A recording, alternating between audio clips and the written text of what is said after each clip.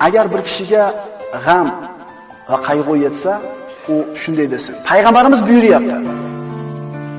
Parvardigoro, albatta men sening bandangman. Qulingning o'g'li, cho'ringning o'g'liman. Peshonam sening qo'lingda. Mening ustimda sening hukming o'tkuvchidir. Mening ustimda qazoing odildir. Sening har bir isming bilan o'zingni o'zing nomlagan yoki mahluqotlardan biriga o'zing o'rgatgan yoki o'z kitobingda tushirgan yoki o'zing huzuringda g'ayb ilmida olib qo'ygan ismlaring bilan Qur'onni qalbimning bahori, ko'ksimning nuri qilishingni, g'amim va qayg'ularimni ketkazuvchi qilishingni so'rayman desa, Alloh uning g'am qayg'ularini ketkazib, xursandchilikka almashtirib qo'yadi.